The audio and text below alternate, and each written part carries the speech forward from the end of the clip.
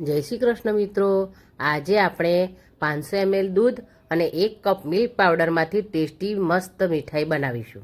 500 ml દૂધ લઈશું। હવે આપણે દૂધને ઉકળવા દઈશું। આપણું દૂધ થોડું ગરમ થઈ ગયું છે। હવે આપણે એમાં અડધો બાઉલ ખાંડ ઉમેરીશું। ગળપણ તમે તમારી રીતે વધારે ઓછું લઈ શકો છો। હવે આપણે દૂધમાં ખાંડને બરાબર ઓગાળી લઈશું। दूध और खांड ओगળી गયું છે। હવે આપણે એમાં એલચી પાવડર ઉમેરીશું। दूध और खांड बराबर मिक्स થઈ ગયું છે।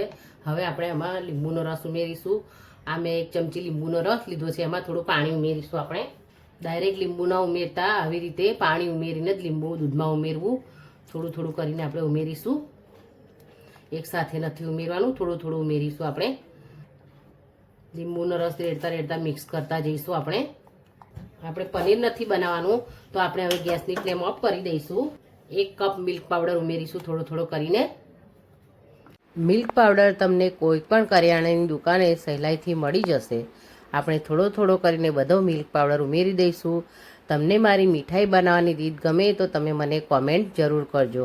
કોમેન્ટમાં જય શ્રી રામ જરૂર લખજો। કોઈ પણ લમ્સ ના રહે એ રીતે આપણે એને મિક્સ કરતા રહીશું। ગેસની ફ્લેમ ચાલુ કરી અને હલાવીશું બરાબર। હવે આપણે બરાબર મિક્સ કરીશું। 1 ચમચી ઘી ઉમેરીશું। આપણે ઘી ઉમેરવાથી મિશ્રણ કઢાઈમાં ચોંટશે પણ નહીં અને મીઠાઈનો સ્વાદ પણ બમણો થઈ જશે, એટલે સરસ બનશે મીઠાઈ। આપણું દૂધ બળે ત્યાં સુધી બરાબર એને હલાવીશું અને મિક્સ કરીશું। લો ટુ મીડિયમ ગેસ પર આપણે એને સતત હલાવતા રહીશું। આ રીતે આપણું મિશ્રણ ઘટ ના થાય ત્યાં સુધી આપણે સતત એને હલાવીશું। આ સાઈડ પર આપણો જે માવો થતો જશે એને પણ આપણે મિશ્રણમાં અંદર લેતા જઈશું। આ રીતે હવે આપણું મિશ્રણ ધીરે ધીરે ઘટ થવા લાગ્યું છે। હજી આપણે એને 3-4 મિનિટ રહેવા દઈશું। જેમ જેમ મિશ્રણ ઘટ થશે એમ આ રીતે અંદર બબલ્સ થશે અને બહાર છાંટા ઉડશે તો દજાવાના ચાન્સીસ રહે છે, એટલે સાચવીને આપણે એને હલાવતા રહીશું। આપણું મિશ્રણ સરસ ધીરે ધીરે ઘટ થવા લાગ્યું છે। હજુ આપણે થોડું દૂધ દેખાય છે અંદર, એટલે આપણે એને બળી જવા દઈશું। એકદમ મિશ્રણ આપણું ઘટ થાય ત્યાં સુધી આપણે હલાવતા રહીશું। આપણું મિશ્રણ ઘટ થઈ ગયું છે, પેન છોડવા લાગ્યું છે જો, એટલે આપણું મિશ્રણ બરાબર થઈ ગયું છે। હવે આપણે એને પ્લેટમાં લઈ લઈશું। બહુ ઠંડુ નથી થવા દેવાનું, થોડું ગરમ હોય ત્યારે જ એને આપણે પ્લેટમાં લઈ લેવાનું।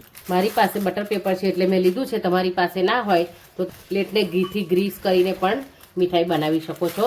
હવે આપણે મીઠાઈને પ્લેટમાં લઈ લઈશું। હવે આપણે એને આ રીતે ફેલાવી લઈશું। તમારી પાસે આવી ફ્લેટ વાડકી હોય એનાથી તમે આ રીતે એને ટેપ કરી અને સરખું કરી શકો છો। ડ્રાયફ્રૂટથી એને સજાવી દઈશું। મેં આ પિસ્તા અને બદામ લીધા છે, તમે તમારી રીતે ડ્રાયફ્રૂટ લઈ શકો છો। ડ્રાયફ્રૂટને પણ આપણે પ્રેસ કરી લઈશું। 15 મિનિટ માટે ફ્રીજમાં મૂકી અને સેટ કરીશું।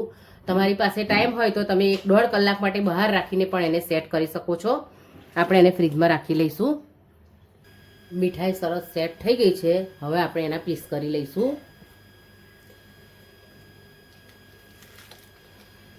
હજુ સુધી તમે ભવનાસ કિચનને સબસ્ક્રાઈબ ના કરી હોય તો જરૂર કરજો। બાજુમાં આપેલા બેલ આઇકનને પ્રેસ કરજો તો તમને મારા નવા આવનારા વિડીયોની નોટિફિકેશન મળતી રહેશે। સ્ક્વેર શેપમાં કટ કરી લીધી છે। હવે આપણે એને સર્વ કરી દઈશું। તૈયાર છે આપણી મીઠાઈ। હું તમને તોડીને પણ બતાવું છું। જો તમે જોઈ શકો છો કે કેટલી ફાઇન મીઠાઈ બની છે એકદમ। જો તમે ચોક્કસ આ મીઠાઈ બનાવજો, મારી ગેરંટી છે। તે તમે પહેલી વાર બનાવશો તો પણ તમારી મીઠાઈ સરસ જ બનશે। ચોક્કસ આ રીતે મીઠાઈ બનાવજો। મેં એને બરફી બનાવી છે, તમે એના પેંડા પણ બનાવી શકો છો। રક્ષાબંધન પર આ મીઠાઈ બનાવો અને ભાઈ બહેન એન્જોય કરો। આપણે ફરી મળીશું મારી નવી રેસીપી સાથે। ત્યાં સુધી થેન્ક્સ ફોર વોચિંગ।